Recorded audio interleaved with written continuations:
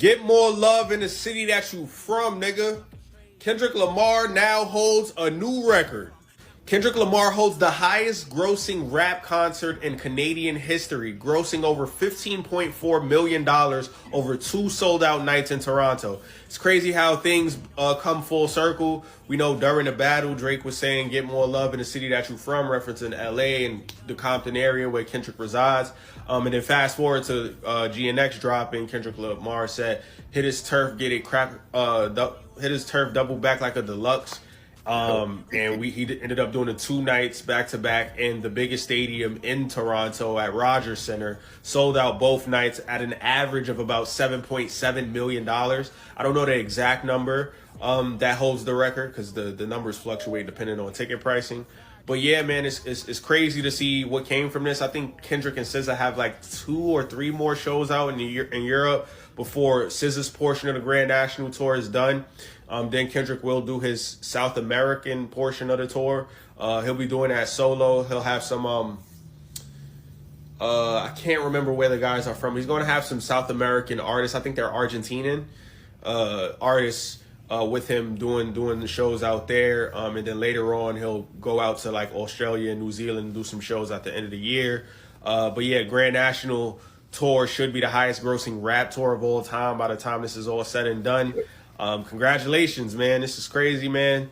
It's crazy to see how big of a moment Kendrick Lamar made this, man. It's insane. Welcome back to the channel. Now, I'm back with a short mashup clip for y'all today, and Kendrick Lamar is still winning.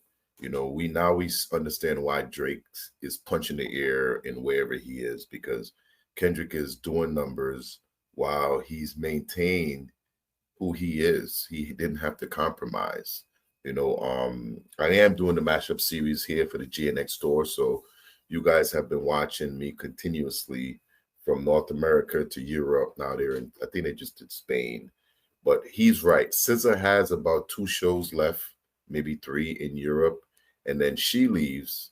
And then there's going to be a group that's, I can't remember their name off the top, but they're from Argentina, and they're going to open up for K-Dot. It's not going to be the same show like they were before, where SZA and Kendrick went on. And no, this is going to be shut my camera off.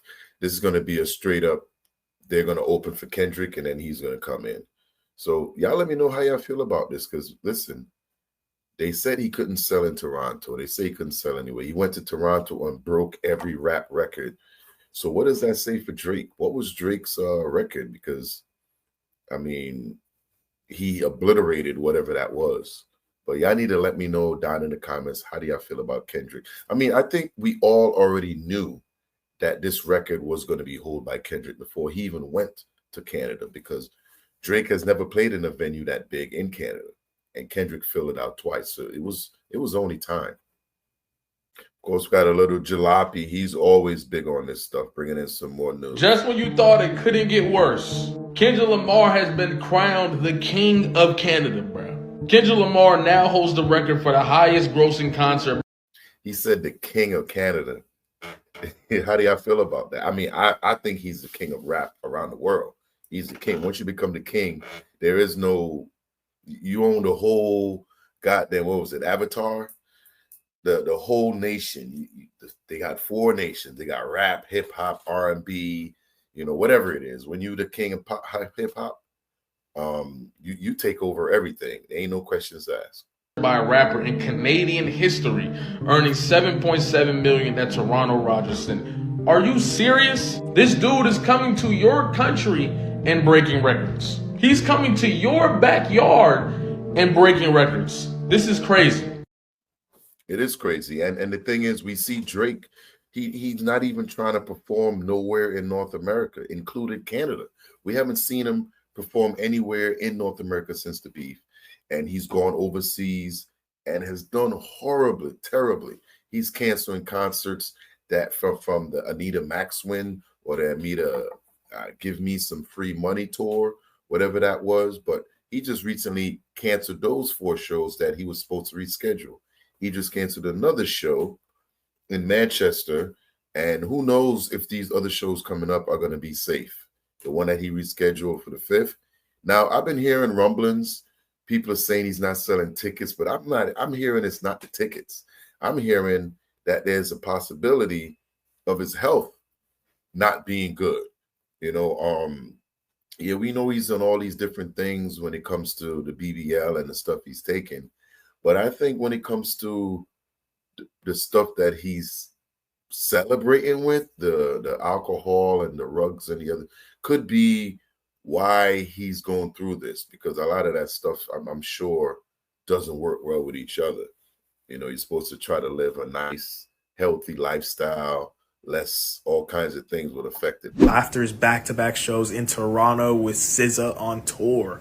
Now, as you see here, Kendrick Lamar and SZA have approximately made together collectively $15.4 million for their entire team. Oh my goodness, with 72,000 tickets.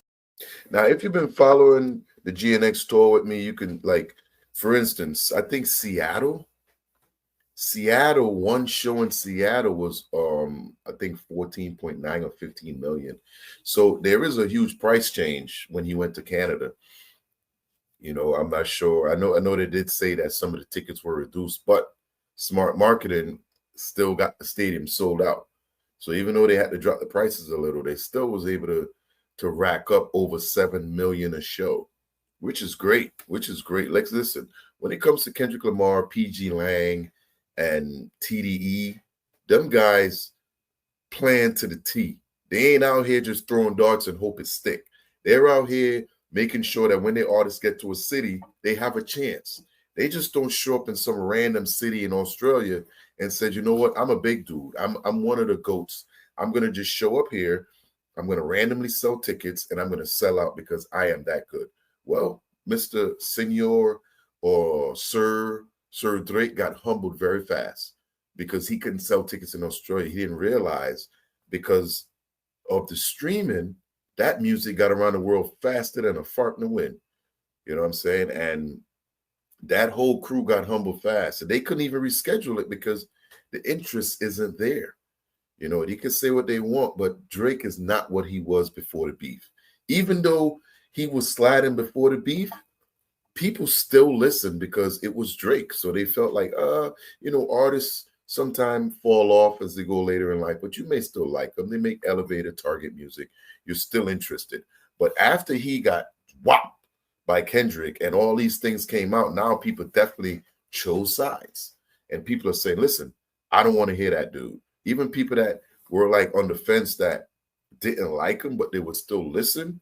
Well, if you go ahead and listen to this rap beef, you lost a couple of fans, my G.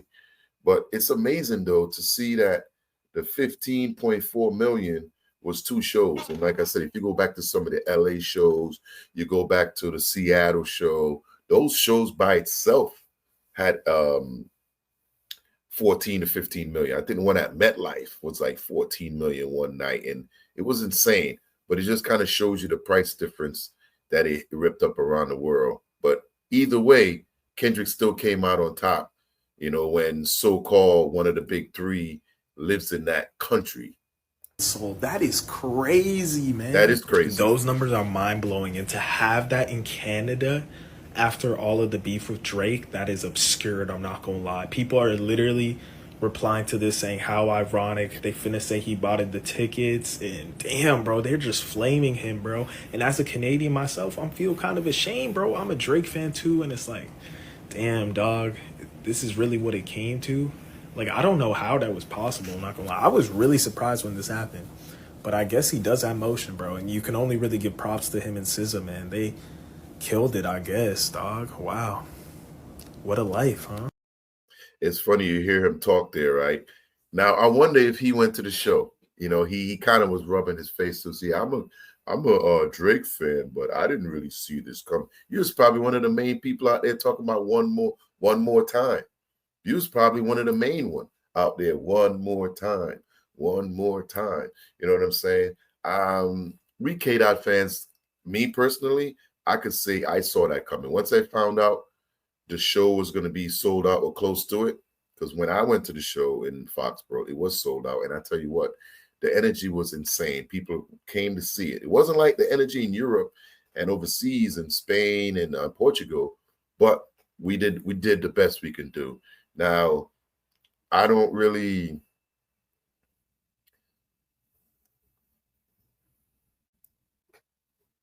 I didn't want to make this one a too long video. I wanted to start giving y'all some little on the around 10-minute videos, but this is a short little mashup of basically Kendrick. I was going to say something wrong, but literally still whooping on Drake. Like, this is why Drake is running to the UK. You know, he's running away from the people he knows because he don't know who came out to Toronto. He even ran into diplomats and people in Congress that was at that show that went to see it because it's just a show. But y'all need to let me know down in the comments, how do y'all feel about Kendrick whopping Drake again, still beating his ass? And like I said, this is going to continue till they leave this world. I don't see it changing anytime. But I'm out, y'all. Let me know how y'all feel. Peace. PeePodCove. I'm going to see y'all in the next one, y'all.